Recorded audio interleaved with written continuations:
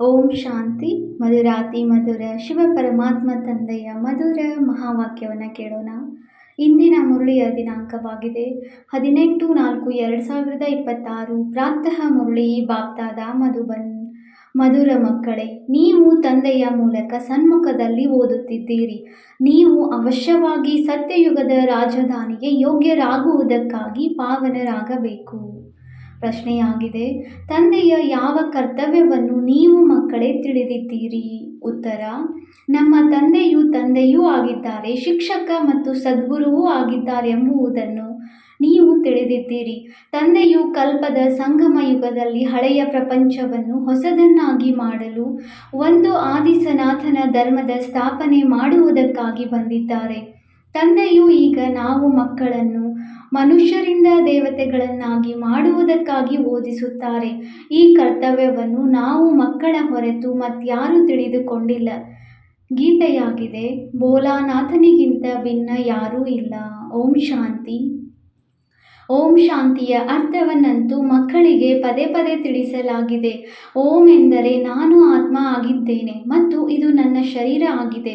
ಶರೀರವೂ ಸಹ ಹೇಳುತ್ತದೆ, ಇದು ನನ್ನ ಆತ್ಮವಾಗಿದೆ. ಶಿವ ತಂದೆಯು ಹೇಳುತ್ತಾರಲ್ಲವೇ, ನೀವು ನನ್ನವರಾಗಿದ್ದೀರಿ. ಮಕ್ಕಳು ಸಹ ತಂದೆಯು ನನ್ನವರಾಗಿದ್ದೀರಿ ಎಂದು ಹೇಳುತ್ತಾರೆ.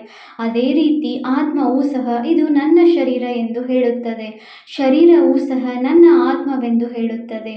ಈಗ ನಾನು ಆತ್ಮವು ಅವಿನಾಶಿಯಾಗಿದ್ದೇನೆ. ಆತ್ಮವಿಲ್ಲದೆ ಶರೀರವೇನು ಮಾಡುವುದಕ್ಕೆ ಆಗುವುದಿಲ್ಲ. ಶರೀರವಂತೂ ಇದೆ, ಆದರೆ ಹೇಳುತ್ತಾರೆ, ನಾನಾತ್ಮನಿಗೆ ಕಷ್ಟ ಕೊಡಬೇಡಿ, ನಾನಾತ್ಮನು ಪಾಪಾತ್ಮ ಆಗಿದ್ದೇನೆ ಅಥವಾ ಪುಣ್ಯಾತ್ಮನಾಗಿದ್ದೇನೆ ಎಂದು ಹೇಳುತ್ತಾರೆ. ನೀವು ಹೇಳುತ್ತೀರಿ, ನಾನಾತ್ಮನು ಸತ್ಯಯುಗದಲ್ಲಿ ಪುಣ್ಯಾತ್ಮನಾಗಿದ್ದೇನು, ನಾನು ಸತ್ಯಯುಗದಲ್ಲಿ ಸತೋಪ್ರಧಾನ ಅಥವಾ ಶುದ್ಧ ಚಿನ್ನವಾಗಿದ್ದೇನು ಎಂದು ಸ್ವಯಂ ಆತ್ಮವೇ ಹೇಳುತ್ತದೆ. ಚಿನ್ನವೆಂದರೆ ಚಿನ್ನವಲ್ಲ. ಇದೊಂದು ಉದಾಹರಣೆ ಕೊಡಲಾಗುತ್ತದೆ ಅಷ್ಟೇ. ನಮ್ಮ ಆತ್ಮವು ಪವಿತ್ರವಾಗಿತ್ತು, ಪರಿಶುದ್ಧವಾದ ಚಿನ್ನದ ಸಮಾನವಿತ್ತು. ಈಗಂತೂ ಹೇಳುತ್ತಾರೆ, ಅಶುದ್ಧವಾಗಿದ್ದೇನೆ. ಪ್ರಪಂಚದವರು ಇದನ್ನು ತಿಳಿದುಕೊಂಡಿಲ್ಲ. ನಿಮಗಂತೂ ಶ್ರೀಮತ ಸಿಗುತ್ತದೆ. ನೀವೀಗ ಇದನ್ನು ತಿಳಿದಿದ್ದೀರಿ. ನಮ್ಮ ಆತ್ಮವು ಸತೋಪ್ರಧಾನವಿತ್ತು, ಈಗ ತಮೋ ಪ್ರಧಾನವಾಗಿದೆ. ಬಾಲ್ಯಾವಸ್ಥೆ, ಯುವ, ವೃದ್ಧಾಪ್ಯ, ಹೀಗೆ ಪ್ರತಿಯೊಂದು ವಸ್ತುವು ಆಗುತ್ತದೆ. ಪ್ರತಿಯೊಂದು ವಸ್ತುವು ಹೊಸದರಿಂದ ಹಳೆಯದಂತೂ ಆಗುತ್ತದೆ. ಪ್ರಪಂಚವೂ ಸಹ ಮೊದಲು ಚಿನ್ನದ ಸಮಾನ ಸತೋಪ್ರಧಾನವಾಗಿತ್ತು, ನಂತರ ತಮೋಪ್ರಧಾನ ಕಬ್ಬಿಣದ ಸಮಾನವಾಗಿದೆ. ಆದ್ದರಿಂದಲೇ ದುಃಖಿಗಳಾಗಿದ್ದಾರೆ. ಸತೋಪ್ರಧಾನದ ಅರ್ಥವೇ ಆಗಿದೆ ಸುಧಾರಣೆ ಆಗಿರುವವರು, ಪರಿಶುದ್ಧ. ತಮೋಪ್ರಧಾನವೆಂದರೆ ದೋಷವುಳ್ಳವರು. ಗೀತೆಯಲ್ಲಿಯೂ ಹೇಳುತ್ತಾರೆ, ಹಾಳಾಗಿರುವವರನ್ನು ಸುಧಾರಣೆ ಮಾಡುವವರು. ಹಳೆಯ ಪ್ರಪಂಚದಲ್ಲಿ ದೋಷ ಉಂಟಾಗಿದೆ, ಏಕೆಂದರೆ ರಾವಣ ರಾಜ್ಯವಿದೆ ಮತ್ತು ಎಲ್ಲರೂ ಪತಿತರಿದ್ದಾರೆ. ಸತ್ಯಯುಗದಲ್ಲಿ ಎಲ್ಲರೂ ಪಾವನರಿದ್ದರು. ಅದಕ್ಕೆ ನವ ನಿರ್ವಿಕಾರಿ ಪ್ರಪಂಚವೆಂದು ಹೇಳಲಾಗುತ್ತದೆ. ಇದು ಹಳೆಯ ವಿಕಾರಿ ಪ್ರಪಂಚವಾಗಿದೆ. ಕಲಿಯುಗವೂ ಸಹ ಈಗ ಕಬ್ಬಿಣದ ಯುಗವಾಗಿದೆ. ಇವೆಲ್ಲ ಮಾತುಗಳನ್ನು ಯಾವುದೇ ಶಾಲೆ ಕಾಲೇಜುಗಳಲ್ಲಿಯೂ ಓದಿಸುವುದಿಲ್ಲ. ಭಗವಂತನೇ ಬಂದು ಓದಿಸುತ್ತಾರೆ ಹಾಗೂ ರಾಜಯೋಗದ ವಿದ್ಯೆಯನ್ನು ಕಲಿಸುತ್ತಾರೆ. ಗೀತೆಯಲ್ಲಿಯೂ ಭಗವಾನ್ ವಾಚ್ ಬರೆಯಲಾಗಿದೆ, ಶ್ರೀಮದ್ ಭಗವದ್ಗೀತಾ. ಶ್ರೀಮತವೆಂದರೆ ಶ್ರೇಷ್ಠ ಮತ ಎಂದಾಗಿದೆ.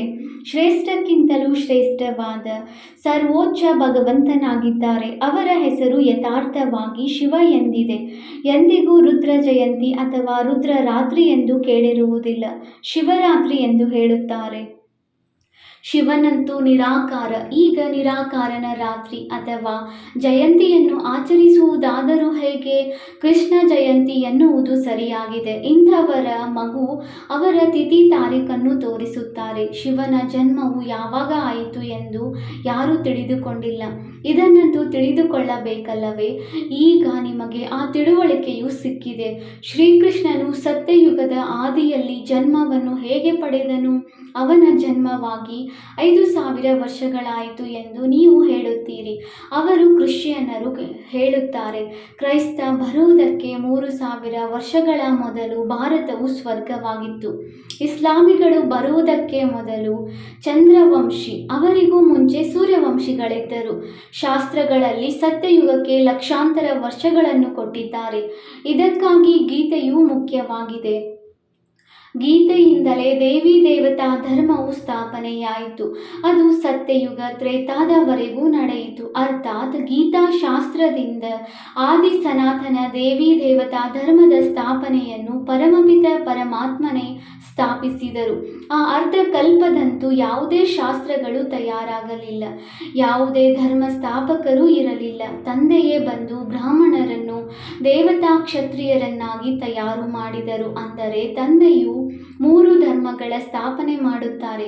ಇದು ಗುಪ್ತ ಧರ್ಮವಾಗಿದೆ, ಇದರ ಆಯಸ್ಸು ಸ್ವಲ್ಪವೇ ಇರುತ್ತದೆ ಅಂದಾಗ ಸರ್ವಶಾಸ್ತ್ರಗಳ ಶಿರೋಮಣಿ ಗೀತೆಯನ್ನು ಭಗವಂತನೇ ನುಡಿಸಲಾಗಿದೆ.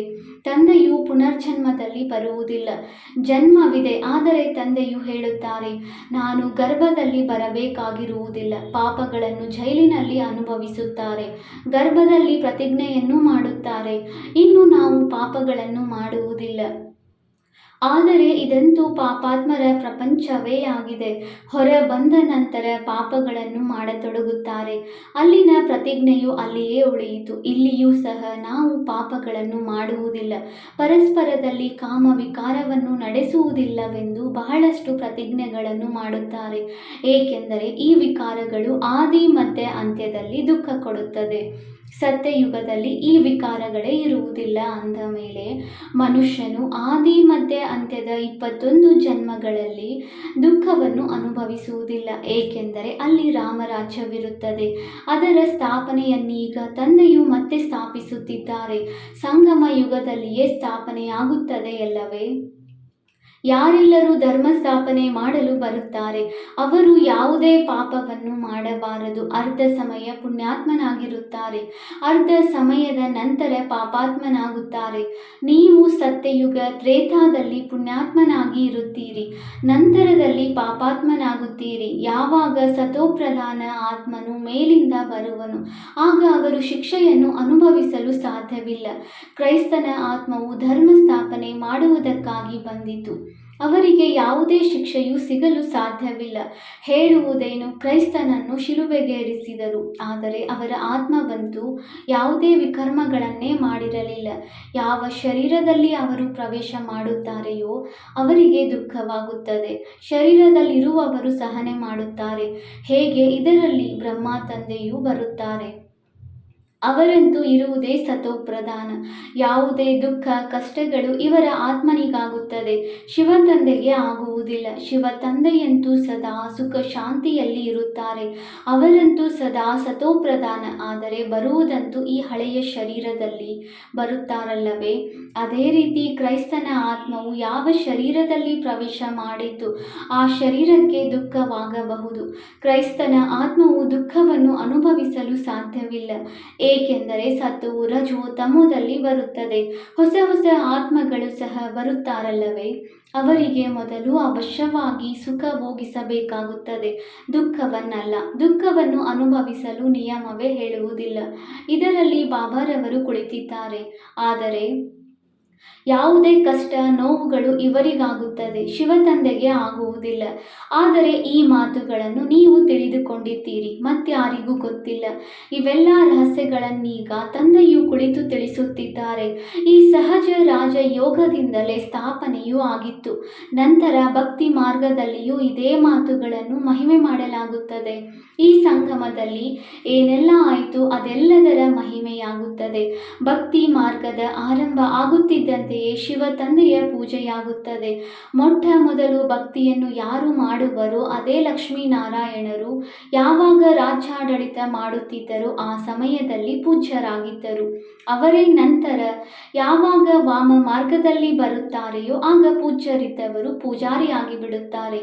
ತಂದೆಯು ತಿಳಿಸುತ್ತಾರೆ, ನೀವು ಮಕ್ಕಳ ಬುದ್ಧಿಯಲ್ಲಿ ಮೊಟ್ಟ ಮೊದಲು ಇದೇ ಬರಬೇಕು. ನಿರಾಕಾರ ಪರಮಪಿತ ಪರಮಾತ್ಮನು ಇವರ ಬ್ರಹ್ಮ ತಂದೆಯ ಮೂಲಕ ನಮಗೆ ಓದಿಸುತ್ತಿದ್ದಾರೆ. ಇಡೀ ವಿಶ್ವದಲ್ಲಿ ಇಲ್ಲಿ ತಿಳಿಸುವಂತೆ ಮತ್ಯಾವುದೇ ಸ್ಥಾನಗಳಲ್ಲಿಯೂ ತಿಳಿಸುವುದಿಲ್ಲ. ತಂದೆಯೇ ಬಂದು ಭಾರತಕ್ಕೆ ಪುನಃ ಸ್ವರ್ಗದ ಆಸ್ತಿಯನ್ನು ಕೊಡುತ್ತಾರೆ. ಇದನ್ನು ತ್ರಿಮೂರ್ತಿಯ ಕೆಳಗೆ ಬರೆಯಲಾಗಿದೆ. Deity word sovereignty is your God fatherly birthright. ದೈವಿ ಪ್ರಪಂಚದ ಸ್ವರ್ಗದ ಆಸ್ತಿಯು ನಿಮ್ಮ ಜನ್ಮಸಿದ್ಧ ಅಧಿಕಾರವಾಗಿದೆ. ನೀವು ಮಕ್ಕಳಿಗೆ ಸ್ವರ್ಗದ ಆಸ್ತಿಯನ್ನು ಕೊಡುತ್ತಿದ್ದಾರೆ, ಯೋಗ್ಯರನ್ನಾಗಿ ಮಾಡುತ್ತಿದ್ದಾರೆ. ನೀವು ತಿಳಿದಿದ್ದೀರಿ, ಬಾಬಾರವರು ನಮ್ಮನ್ನು ಯೋಗ್ಯರನ್ನಾಗಿ ಮಾಡುತ್ತಿದ್ದಾರೆ, ಏಕೆಂದರೆ ನಾವು ಪತಿತರಾಗಿದ್ದೆವು. ಪಾವನರಾಗುತ್ತಿದ್ದೀರೆಂದರೆ ಈ ಶರೀರವು ಇರುವುದಿಲ್ಲ. ರಾವಣನಿಂದ ನಾವು ಪತಿತರಾದೆವು.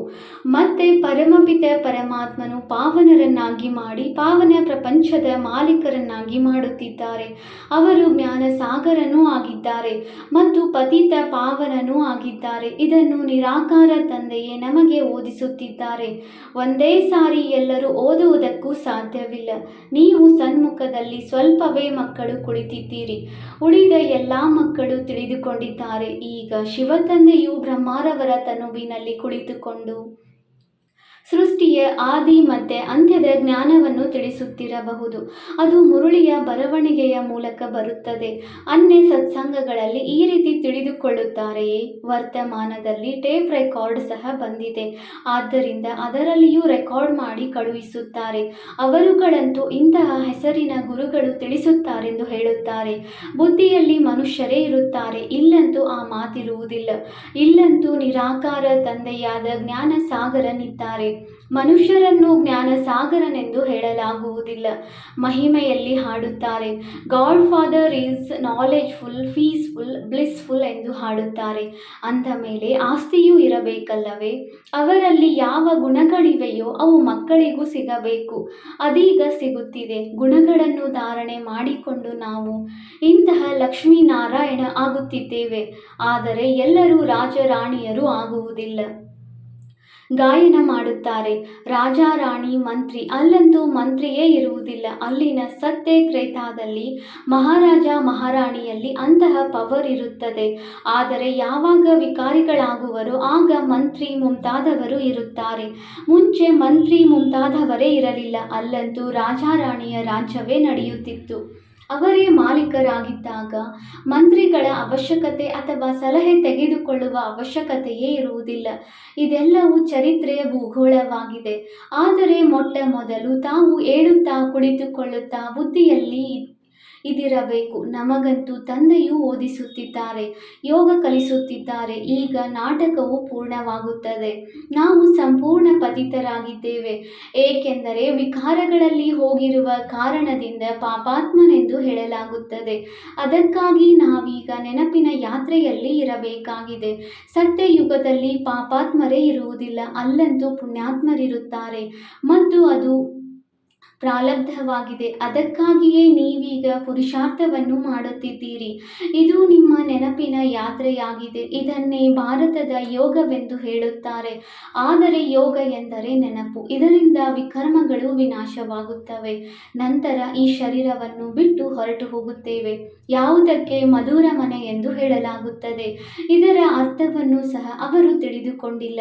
ಆತ್ಮವು ಹೇಳುತ್ತದೆ, ನಾವು ಆ ಶಾಂತಿಧಾಮದ ನಿವಾಸಿಯಾಗಿದ್ದೇವೆ. ನಾವು ಅಲ್ಲಿಂದ ಅಶರೀರಿಯಾಗಿ ಬಂದಿದ್ದೇವೆ. ಇಲ್ಲಿ ಪಾತ್ರವನ್ನು ಅಭಿನಯಿಸುವುದಕ್ಕಾಗಿ ಶರೀರವನ್ನು ಪಡೆದೆವು. ಇದನ್ನು ತಿಳಿಸಲಾಗಿದೆ. ಮಾಯೆ ಎಂದು 5 ವಿಕಾರಗಳಿಗೆ ಹೇಳಲಾಗುತ್ತದೆ. ಈ ಕಾಮದ ಭೂತ, ಕ್ರೋಧದ ಭೂತ, ಇವು ಪಂಚಭೂತಗಳಾಗಿವೆ. ಮೊದಲ ನಂಬರ್ನಲ್ಲಿದೆ ದೇಹಾಭಿಮಾನದ ಭೂತ. ತಂದೆಯು ತಿಳಿಸುತ್ತಾರೆ, ಸತ್ಯಯುಗದಲ್ಲಿ ಈ ವಿಕಾರಗಳೇ ಇರಲಿಲ್ಲ. ಆ ಪ್ರಪಂಚಕ್ಕೆ ನಿರ್ವಿಕಾರಿ ಜಗತ್ತು ಎಂದು ಹೇಳಲಾಗುತ್ತದೆ. ವಿಕಾರಿ ಪ್ರಪಂಚವನ್ನು ನಿರ್ವಿಕಾರಿಯನ್ನಾಗಿ ಮಾಡುವುದಂತೂ ತಂದೆಯವರ ಕಾರ್ಯವೇ ಆಗಿದೆ. ಅವರನ್ನೇ ಸರ್ವಶಕ್ತಿವಂತ, ಜ್ಞಾನದ ಸಾಗರ, ಪತಿತ ಪಾವನನೆಂದು ಹೇಳಲಾಗುತ್ತದೆ. ಈ ಸಮಯದಲ್ಲಿ ಎಲ್ಲರೂ ಭ್ರಷ್ಟಾಚಾರದಿಂದ ಜನ್ಮ ಪಡೆಯುವರು. ಸತ್ಯಯುಗದಲ್ಲಿಯೇ ನಿರ್ವಿಕಾರಿ ಪ್ರಪಂಚವಿರುತ್ತದೆ. ಅದಕ್ಕಾಗಿ ತಂದೆಯು ಹೇಳುತ್ತಾರೆ, ನೀವೀಗ ವಿಕಾರಿಗಳಿಂದ ನಿರ್ವಿಕಾರಿಗಳು ಆಗಬೇಕಾಗಿದೆ. ಮನುಷ್ಯರು ಹೇಳುತ್ತಾರೆ, ಇದಿಲ್ಲದೆ, ವಿಕಾರವಿಲ್ಲದೆ ಮಕ್ಕಳ ಜನ್ಮ ಹೇಗಾಗುತ್ತದೆ? ತಂದೆಯು ತಿಳಿಸುತ್ತಾರೆ, ಈಗ ನಿಮ್ಮದು ಅಂತಿಮ ಜನ್ಮವಾಗಿದೆ. ಮೃತ್ಯು ಲೋಕವೇ ಸಮಾಪ್ತಿಯಾಗುವುದಿದೆ. ಇದರ ನಂತರ ವಿಕಾರಿ ಜನರು ಇರುವುದಿಲ್ಲ. ಆದ್ದರಿಂದ ತಂದೆಯ ಬಳಿ ಪವಿತ್ರರಾಗುವ ಪ್ರತಿಜ್ಞೆ ಮಾಡಬೇಕು. ಮಕ್ಕಳು ಹೇಳುತ್ತಾರೆ, ಬಾಬಾ, ನಾವು ತಮ್ಮಿಂದ ಅವಶ್ಯವಾಗಿ ಆಸ್ತಿಯನ್ನು ಪಡೆಯುತ್ತೇವೆ. ಅವರಂತೂ ಪ್ರಪಂಚದವರು ಅಸತ್ಯವಾದ ಪ್ರತಿಜ್ಞೆ ಮಾಡುತ್ತಾರೆ. ಯಾರ ಮುಂದೆ ಪ್ರತಿಜ್ಞೆ ಮಾಡುತ್ತಾರೆಯೋ ಅವರು ಯಾವಾಗ ಹೇಗೆ ಬರುತ್ತಾರೆ, ಅವರ ನಾಮ ರೂಪ ದೇಶ ಕಾಲವೇನಾಗಿದೆ ಏನನ್ನು ತಿಳಿದುಕೊಂಡಿಲ್ಲ. ತಂದೆಯೇ ಬಂದು ತನ್ನ ಪರಿಚಯವನ್ನು ಕೊಡುತ್ತಾರೆ. ಈಗ ನಿಮಗಂತೂ ಪರಿಚಯ ಸಿಗುತ್ತಿದೆ. ಪ್ರಪಂಚದಲ್ಲಿ ಯಾರೂ ಸಹ ಪರಮಪಿತನನ್ನು ತಿಳಿದುಕೊಂಡಿಲ್ಲ. ಬಲೆ ಕರೆಯುತ್ತಾರೆ, ಪೂಜೆಯನ್ನು ಮಾಡುತ್ತಾರೆ, ಆದರೆ ಅವರ ಕರ್ತವ್ಯವನ್ನೇ ತಿಳಿದಿಲ್ಲ. ಈಗ ನೀವು ತಿಳಿದಿದ್ದೀರಿ. ಪರಮಪಿತ ಪರಮಾತ್ಮನು ನಮ್ಮ ತಂದೆ, ಶಿಕ್ಷಕ, ಸದ್ಗುರುವಾಗಿದ್ದಾರೆ. ಈ ತಂದೆಯು ಸ್ವಯಂ ತನ್ನ ಪರಿಚಯವನ್ನು ಕೊಡುತ್ತಾರೆ. ಮಕ್ಕಳೇ, ನಾನು ನಿಮ್ಮ ತಂದೆಯಾಗಿರುವೆನು. ನಾನು ಈ ಶರೀರದಲ್ಲಿ ಪ್ರವೇಶ ಮಾಡಿದ್ದೇನೆ. ಪ್ರಜಾಪಿತ ಬ್ರಹ್ಮನ ಮೂಲಕ ಸ್ಥಾಪನೆಯಾಗುತ್ತದೆ. ಯಾವುದರ ಸ್ಥಾಪನೆ? ಬ್ರಾಹ್ಮಣರ ಸ್ಥಾಪನೆ. ನೀವು ಬ್ರಾಹ್ಮಣರು ಓದಿದ ನಂತರ ದೇವತೆಗಳಾಗುವಿರಿ. ನಾನು ಬಂದು ನಿಮ್ಮನ್ನು ಶೂದ್ರರಿಂದ ಬ್ರಾಹ್ಮಣರನ್ನಾಗಿ ಮಾಡುತ್ತೇನೆ. ತಂದೆಯು ಹೇಳುತ್ತಾರೆ, ಮಕ್ಕಳೇ, ನಾನು ಬರುವುದೇ ಕಲ್ಪದ ಸಂಗಮ ಯುಗದಲ್ಲಿ. ಕಲ್ಪವಿರುವುದು 5000 ವರ್ಷಗಳು. ಈ ಸೃಷ್ಟಿ ಚಕ್ರವಂತೂ ಸುತ್ತುತ್ತಾ ಇರುತ್ತದೆ. ನಾನು ಈ ಹಳೆಯ ಪ್ರಪಂಚವನ್ನು ಹೊಸದನ್ನಾಗಿ ಮಾಡುವುದಕ್ಕಾಗಿ ಬರುತ್ತೇನೆ. ನೀವು 21 ಜನ್ಮಗಳಿಗಾಗಿ ಮನುಷ್ಯರಿಂದ ದೇವತೆಗಳಾಗುತ್ತೀರಿ. ದೇವತೆಗಳಂತೂ ಸೂರ್ಯವಂಶಿ, ಚಂದ್ರವಂಶಿ ಪ್ರಜೆಗಳು ಎಲ್ಲರೂ ಇರುತ್ತಾರೆ. ಉಳಿದಂತೆ ಪುರುಷಾರ್ಥದ ಅನುಸಾರ ಶ್ರೇಷ್ಠ ಪದವಿಯನ್ನು ಪಡೆಯುತ್ತಾರೆ. ಈಗ ಯಾರೆಷ್ಟು ಪುರುಷಾರ್ಥ ಮಾಡುವಿರಿ, ಅದೇ ರೀತಿ ಕಲ್ಪಕಲ್ಪವೂ ನಡೆಯುತ್ತದೆ. ಮಕ್ಕಳು ಸಹ ತಿಳಿಯುತ್ತಾರೆ, ಕಲ್ಪಕಲ್ಪವು ಇಂತಹ ಪುರುಷಾರ್ಥ ಮಾಡುತ್ತೇವೆ, ಇಂತಹ ಪದವಿಯನ್ನೇ ಪಡೆಯುತ್ತೇವೆ. ನೀವು ಮಕ್ಕಳ ಬುದ್ಧಿಯಲ್ಲಿದೆ. ನಮಗೆ ನಿರಾಕಾರ ತಂದೆಯು ಓದಿಸುತ್ತಿದ್ದಾರೆ.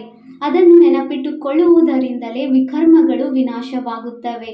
ನೆನಪಿಡದೆ ವಿಕರ್ಮಗಳ ವಿನಾಶವಾಗುವುದಿಲ್ಲ. ಮನುಷ್ಯರಿಗೆ ಇದು ಗೊತ್ತಿಲ್ಲ. ನಾವೆಷ್ಟು ಜನ್ಮಗಳನ್ನು ಪಡೆಯುತ್ತೇವೆ, ಇದರ ಬಗ್ಗೆ ಶಾಸ್ತ್ರಗಳಲ್ಲಿ ಅಸತ್ಯವನ್ನು ಬರೆದು ಬಿಟ್ಟಿದ್ದಾರೆ. 84 ಲಕ್ಷ ಜನ್ಮಗಳಾಗುತ್ತವೆ ಎಂದು. ಈಗ ನೀವು ತಿಳಿದುಕೊಂಡಿದ್ದೀರಿ, ನಮ್ಮದು 84 ಜನ್ಮಗಳು ಆಗುವುದು. ಇದು ಅಂತಿಮ ಜನ್ಮವಾಗಿದೆ. ನಂತರ ನಾವು ಸ್ವರ್ಗದಲ್ಲಿ ಹೋಗಬೇಕಾಗಿದೆ. ಮೊದಲು ಮೂಲವತನಕ್ಕೆ ಹೋಗಿ ನಂತರ ಸ್ವರ್ಗದಲ್ಲಿ ಬರುತ್ತೇವೆ. ಒಳ್ಳೆಯದು. ಮಧುರಾತಿ ಮಧುರ ಅಗಲಿ ಹೋಗಿ ಮರಳಿ ಸಿಕ್ಕಿರುವ ಮಕ್ಕಳ ಪ್ರತಿ ಮಾತಾಪಿತಾ ಬಾಪ್ದಾದಾರವರ ನೆನಪು, ಪ್ರೀತಿ ಹಾಗೂ ಸುಪ್ರಭಾತ. ಆತ್ಮಿಕ ಮಕ್ಕಳಿಗೆ ಆತ್ಮಿಕ ತಂದೆಯ ನಮಸ್ತೆ. ನಾವು ಆತ್ಮಿಕ ಮಕ್ಕಳಿಂದ ಆತ್ಮಿಕ ತಂದೆಗೆ ನೆನಪು, ಪ್ರೀತಿ ಹಾಗೂ ನಮಸ್ತೆ ನಮಸ್ತೆ ನಮಸ್ತೆ. ಧಾರಣೆಗಾಗಿ ಮುಖ್ಯ ಸಾರ. Point number 1. ತಂದೆಯೊಂದಿಗೆ ಪವಿತ್ರರಾಗುತ್ತೇವೆಂಬ ಯಾವ ಪ್ರತಿಜ್ಞೆ ಮಾಡಲಾಗಿದೆಯೋ ಅದರಂತೆ ಪರಿಪಕ್ವವಾಗಿ ಇರಬೇಕಾಗಿದೆ. ಕಾಮ, ಕ್ರೋಧ ಇತ್ಯಾದಿ ಭೂತಗಳ ಮೇಲೆ ಖಂಡಿತ ವಿಜಯವನ್ನು ಪ್ರಾಪ್ತಿ ಮಾಡಿಕೊಳ್ಳಬೇಕಾಗಿದೆ. Point number 2. ನಡೆಯುತ್ತಾ ಸುತ್ತಾಡುತ್ತಾ ಪ್ರತಿಯೊಂದು ಕಾರ್ಯವನ್ನು ಮಾಡುತ್ತಿದ್ದರೂ ಓದಿಸುವಂತಹ ತಂದೆಯನ್ನು ನೆನಪಿಟ್ಟುಕೊಳ್ಳಬೇಕು. ಈಗ ನಾಟಕ ಪೂರ್ಣವಾಗುತ್ತಿದೆ. ಆದ್ದರಿಂದ ಈ ಅಂತಿಮ ಜನ್ಮದಲ್ಲಿ ಅವಶ್ಯವಾಗಿ ಪವಿತ್ರರಾಗಬೇಕಾಗಿದೆ. ವರದಾನ: ಸರ್ವ ಖಜಾನೆಗಳಿಂದ ಸಂಪನ್ನರಾಗಿದ್ದು ತಮ್ಮ ಚಹರೆಯ ಮೂಲಕ ಸೇವೆಯನ್ನು ಮಾಡುವಂತಹ ಸತ್ಯ ಸೇವಾಧಾರಿ ಭವ. ಯಾವ ಮಕ್ಕಳು ಸರ್ವ ಖಜಾನೆಗಳಿಂದ ಸದಾ ಸಂಪನ್ನವಾಗಿ ಇರುತ್ತಾರೆಯೋ ಅವರ ನಯನಗಳು ಅಥವಾ ಮಸ್ತಕದ ಮುಖಾಂತರ ಈಶ್ವರಿಯ ನಶೆಯು ಕಂಡುಬರುವುದು. ಅವರ ಚಹರೆಯೇ ಸೇವೆಯನ್ನು ಮಾಡುತ್ತದೆ.